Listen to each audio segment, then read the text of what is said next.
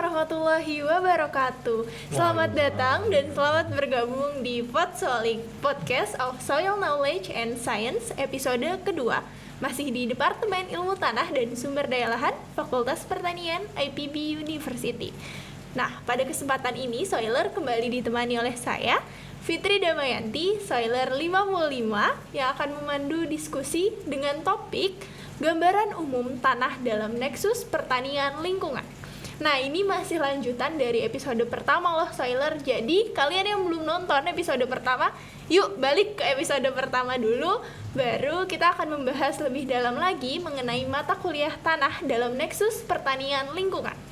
Bersama saya masih ada narasumber yang hebat seperti di episode pertama, yakni Bapak Profesor Dr. Budi Mulyanto MSc, Guru Besar Tetap Bidang Ilmu Tanah dan Sumber Daya Lahan Fakultas Pertanian IPB University.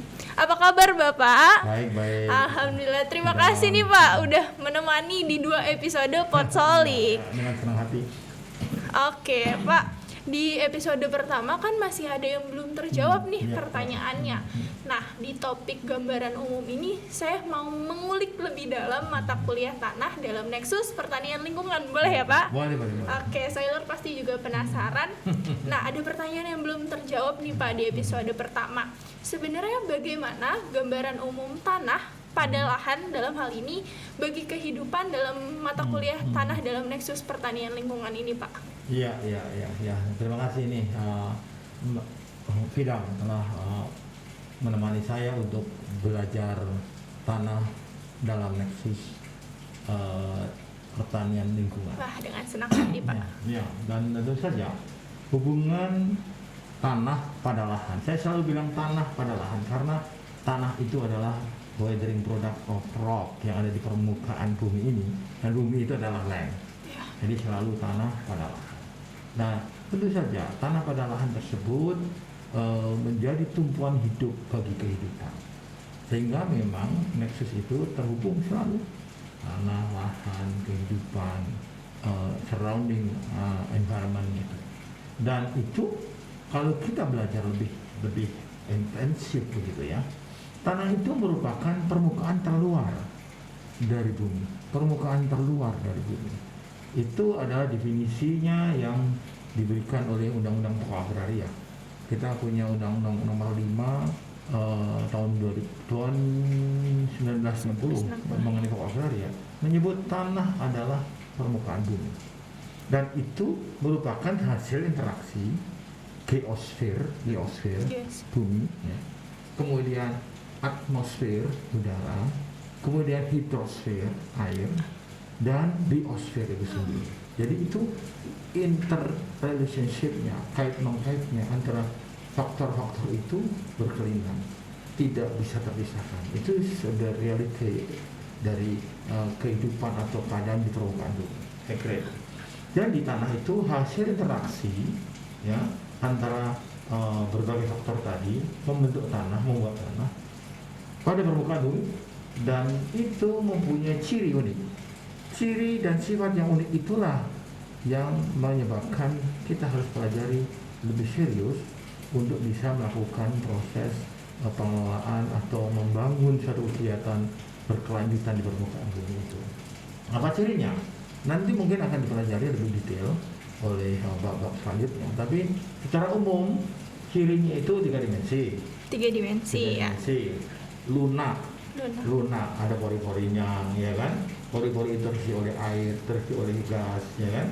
Kemudian bisa menyimpan, bisa melepaskan air, udara, dan juga elemen. Ingat, di dalam tanah itu ada elemen-elemen yang dilepaskan, sehingga air yang keluar dari tanah atau yang diambil oleh tumbuhan, diambil oleh kehidupan, itu mengandung elemen. Dan elemen-elemen itu dibutuhkan oleh kehidupan. Kehidupan itu bisa kita manusia, ya dong, apa shoulder itu kira-kira, ya kan? Terus kemudian tumbuhan, ya dong, hewan dan seterusnya. Flora, fauna, manusia itu adalah kehidupan yang saling berinteraksi dengan ini.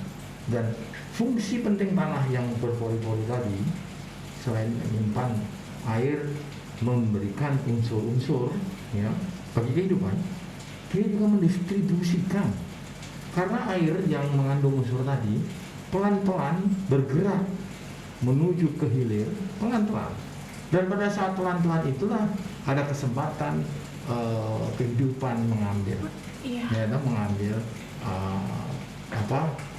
bisa melalui akar tanaman, kalau orang mungkin membuat sumur dan seterusnya, diambil untuk apa? Untuk kehidupan. Jadi itu fungsi penting. Selain tadi menyimpan, juga mendistribusikan. Ya, itu saya kira pemahaman nexus harus ada di sana. Kehidupan tergantung banget oleh tanah itu, ya. Saya kira itu. Kemudian yang penting juga bahwa tanah ini tadi regulate, mengatur siklus air, mengatur siklus unsur dan seterusnya, banyak siklus. Dan dalam situasi itu, ya, tanah mendukung terutama makhluk yang sangat-sangat penting bagi kehidupan itu adalah tumbuhan. Tumbuhan yang mengandung klorofil itu mempunyai kemampuan yang tidak dimiliki oleh kehidupan yang lain, yaitu fotosintesis. Ya, no? Nah, saya kira udah hafal lah. Dari SD Pak belajar fotosintesis. Jadi fotosintesis itu apa? Dia ngambil CO2 dari udara, bereaksi dengan airnya diambil dari tanah, ya kan? Dan tentu saja disupport oleh elemen-elemen untuk apa? Untuk mengambil sinar matahari sebagai energi hidup saya katakan, ya. Kemudian itu energi ditangkap dan kemudian dijadikan karbohidrat C6H12O6. Itu bukan hanya C6H12O6, itu ada energinya. Energinya kalau kita belajar biokimia itu ADP menjadi ATP misalnya gitu. Saya kira dia belajar nanti biokimia yang baik, ya. Dari situ, dan oksigen yang kita hirup setiap saat itu adalah produk dari proses fotosintesis, ya. Jadi jangan hinakan tumbuhan, kita harus muliakan tumbuhan, karena tumbuhan itu adalah yang mendukung kita hidup. Dan tentu saja dia akan hidup pada tanah, kan begitu loh. Iya. Oleh karena itu juga kita harus pelihara tanah itu dengan baik. Barangkali itu yang penting. Nah, kemudian kita bisa bayangkan, ya, nexusnya di mana? Nexusnya gini. Coba kalau itu permukaan bumi ini tidak ada vegetasi, ada hujan, erosi, tanahnya akan terkelupas. Kira-kira tumbuhan bisa hidup nggak? Gimana? Tidak hidup dengan baik. Bisa berfotosintesis nggak? Sulit. Atau kalau ini ya dia pelan-pelan cuma sedikit. Bagaimana dengan hidroponik, Pak? Kalau pasti bertanya-tanya. Hidroponik itu boleh aja you bilang hidroponik, but hidroponik itu ada investment. Kalau tanah tidak ada investment. Betul. Itu investment yang diberikan oleh Gusti Allah, oleh Tuhan, ya kan? Oleh karena itu kita harus pelihara tanah itu, ya.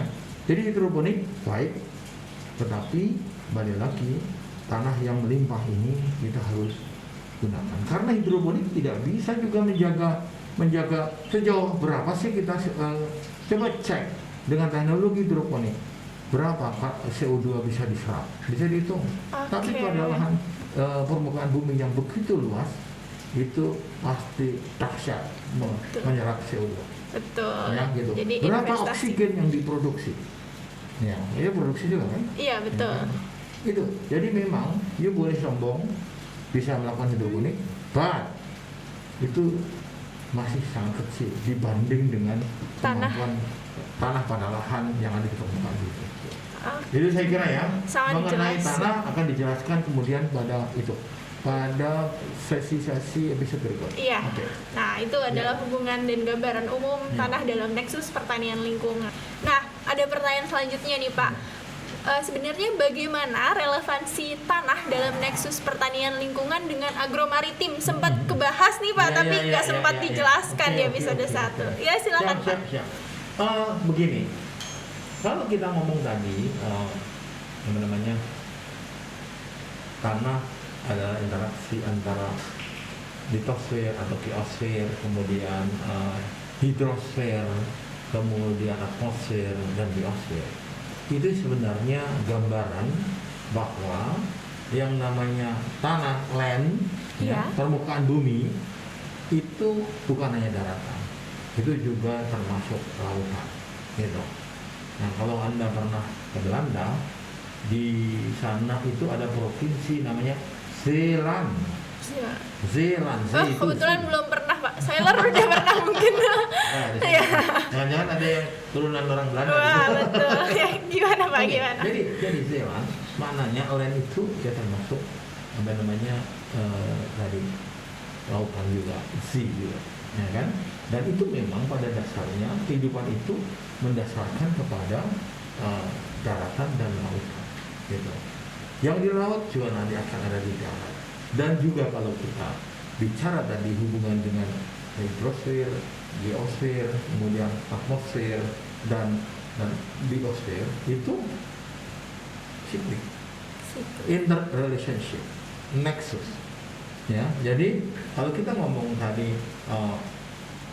tanah, ya, dalam nexus pertanian, lingkungan dan pertanian ini harus dibaca sebagai agromaritim. Ya, karena agromaritim ini ya menjadi agromaritim ini penting karena harus utamakan oleh IPB karena ya memang Indonesia sendiri kan ada daratan, ada lautan, 1/5 daratan, 4/5 lautan. Dan itu satu kesatuan, bukan terpisah-pisah. Ya, jadi dalam konteks tanah nexus pertanian lingkungan ini sebenarnya tanah dalam nexus agromaritim. Agromaritimnya ya tadi pertanian dan lingkungan. Ya, jadi tidak pernah bisa dipisahkan antara tanah dengan lautan. Ini bisa cek soal siklus air. Siklus air itu kan ada hujan, ya, hujan itu kan sebenarnya awan dari lautan, Iya. didorong ke darat menjadi hujan, menjadi mendung, kemudian awan, kemudian hujan turun di permukaan bumi, ditangkap tumbuhan, dimasukkan di dalam tanah yang saya ceritakan tadi, berjalan pelan-pelan dipakai oleh kehidupan dan turun ke laut lagi, seterusnya begitu. Ya, di situ saya kira relasinya antara tanah dalam sistem nexus, dalam sistem nexus pertanian dengan agromaritim. Lingkungan itu sebenarnya realitasnya adalah dalam agromaritim. Oke, mudah dipahami ya. Semoga Sailor menjadi lebih paham apa relevansi dari tanah dan agromaritim itu sendiri. Ini yang perlu dipahamkan ya. Iya. Bahwa pemahaman ini sangat penting, tidak boleh dipisahkan. Karena apa? Kita punya objektif pembangunan berkelanjutan. Betul. Nah, kalau kita ngomong pembangunan berkelanjutan, nexus ini harus menjadi platform, nexus hubungan, ya, tanah dengan sistem kehidupan itu harus jadi platform. Jadi sustainable development goal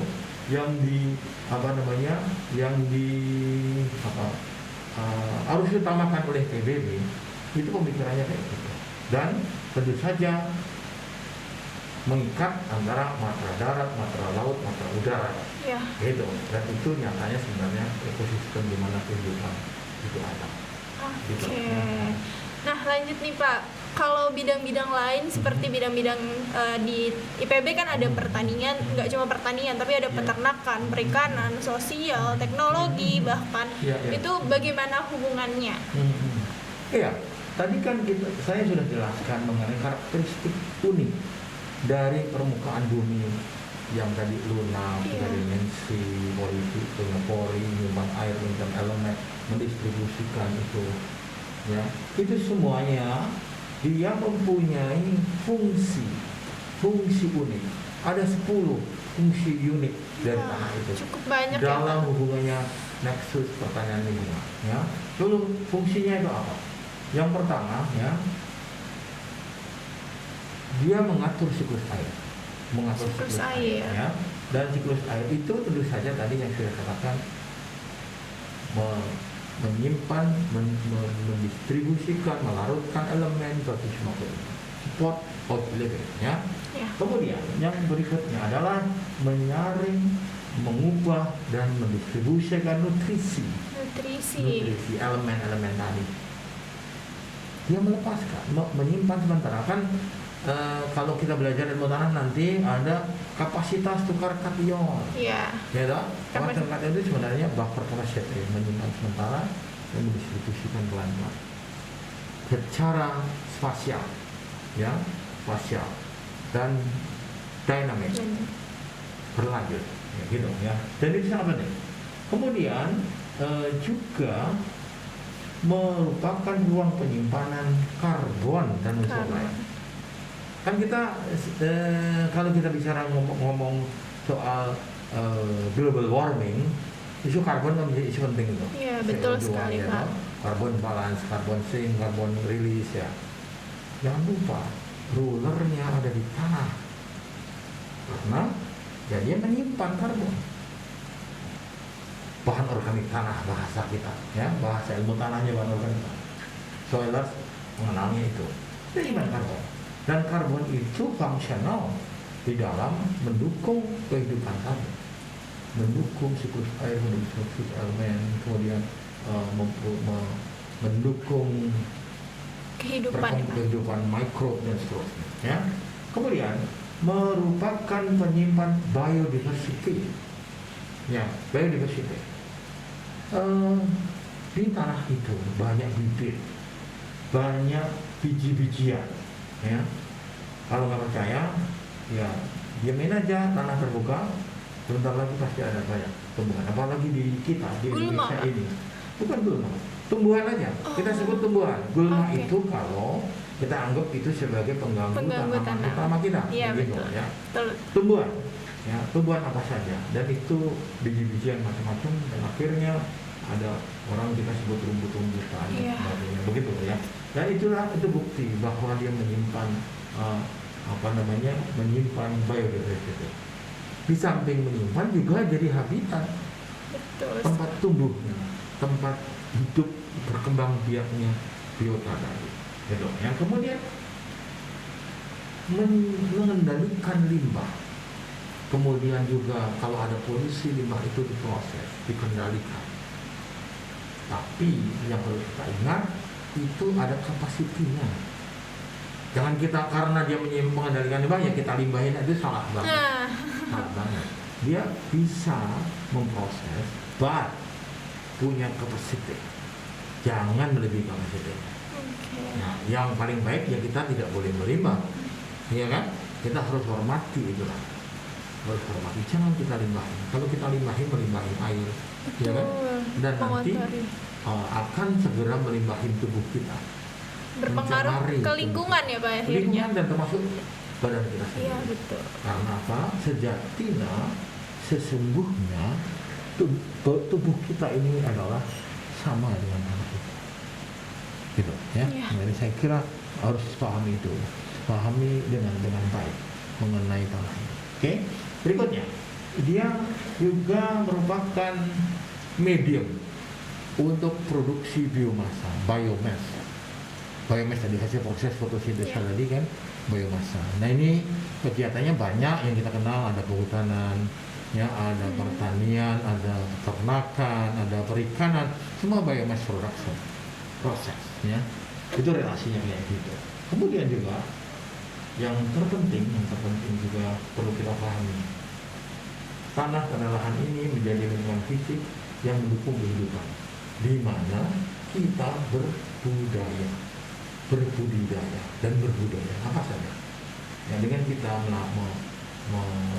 membuat kegiatan pertanian, kita cukup pangan, cukup air, akhirnya kita bisa mengekspresikan kemampuan kita dalam bentuk berbagai macam produk budaya, macam-macam.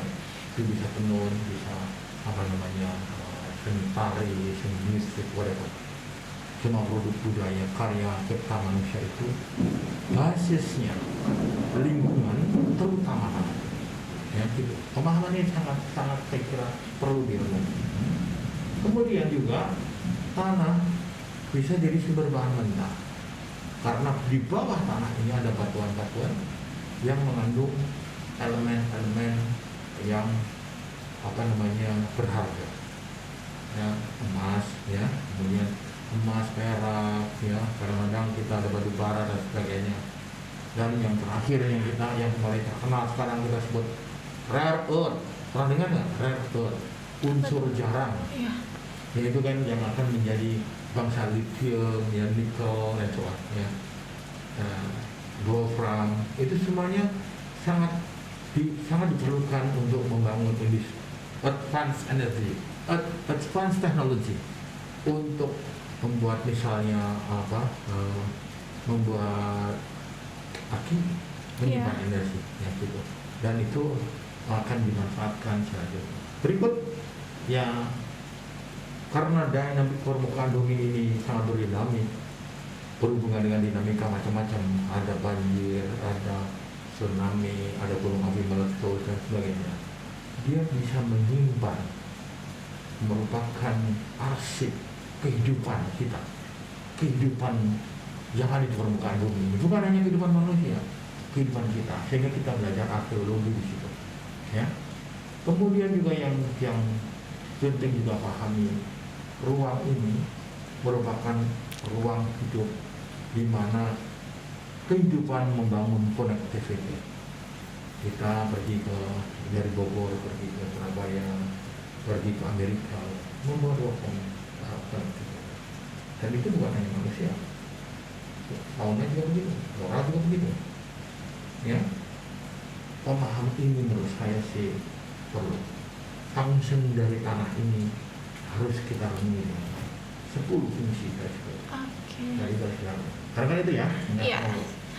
Jadi ada 10 fungsi yang harus Soiler ingat-ingat dalam mempelajari mata kuliah ini, ya Pak. Dan itu akan ada hubungan dengan pertanian, nah, betul. Perikanan, peternakan, perikanan, lingkungan hidup, keteknikan, sosial, budaya, ekonomi, semuanya.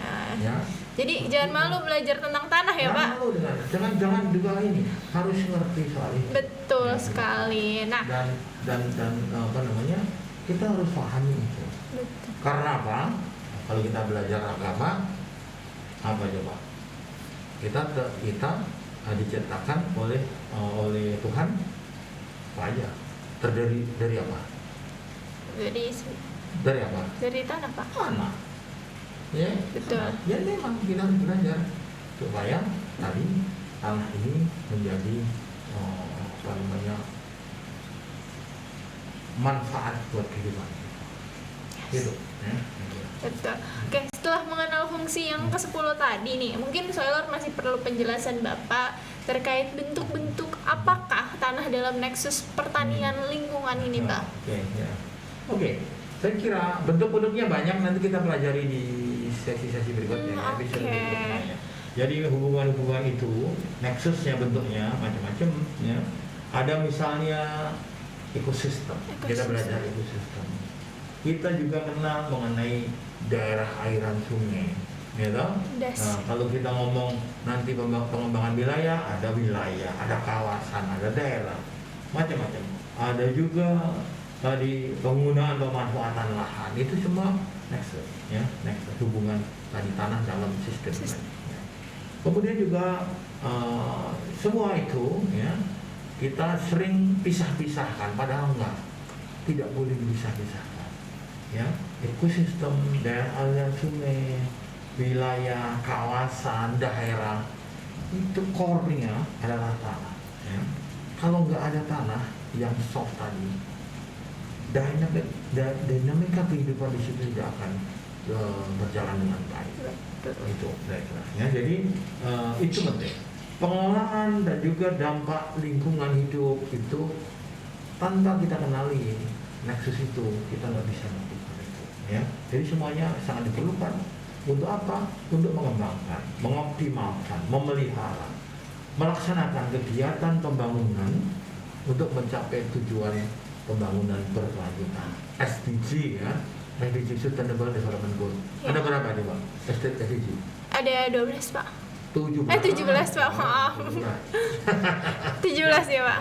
Oke, belajar, baca tuh. Ada 17 SDG dan hampir semuanya berhubungan dengan ya. Gitu.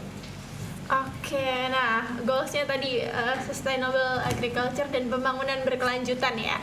Nah, sebenarnya apa hubungan-hubungan yang ada pada tanah dalam nexus pertanian lingkungan ini perlu dikuantifikasi, Pak? Iya, Perlu pertanyaan bagus. Kita belajar di universitas, kita memang harus mengkuantifikasikan bentuk-bentuk hubungan itu. Untuk apa? Untuk melakukan berbagai prediction. Ya. Nah, kuantifikasi itu sangat diperlukan dalam rangka tadi mengetahui karakteristik tanah. Kita kenal nanti ada pedometriknya. Jadi itu adalah ilmu khusus ya dikaitkan dengan kuantifikasi karakteristik tanah. Kemudian juga merumuskan kuantifikasi berbagai bentuk nexus tadi itu diperlukan untuk merumuskan teknologi pengelolaan tanah. Kemudian juga untuk pertanian, untuk lingkungan, untuk menjaga tadi ekosistem kita ini, tanah, lingkungan, ya, pertanian kita itu menjadi lebih produktif dan sustainable, gitu, produktif dan berkelanjutan. Kemudian juga menentukan, ya kalau kita ngomong pertanian, ini kok nggak terlalu subur, diberi amelioasi, diberi pupuk, teknik reklamasinya gimana kalau rusak, ya kan, teknik rehabilitasinya dan seterusnya. Semuanya dipakai untuk mendukung productivity dan sustainability. Okay. Dan juga harus tadi kan kita sudah highlight di depan bahwa tanah ini sangat-sangat prinsipal bagi kehidupan, maka perlu kita pelihara, jangan rusak. Kita harus menjaga tidak rusak. Ya, kerusakan itu misalnya erosi, longsor, likuifaksi, ya. Kemudian juga ada polusi, kerusakan lingkungan, ya. Ada emisi dari greenhouse gas, ya.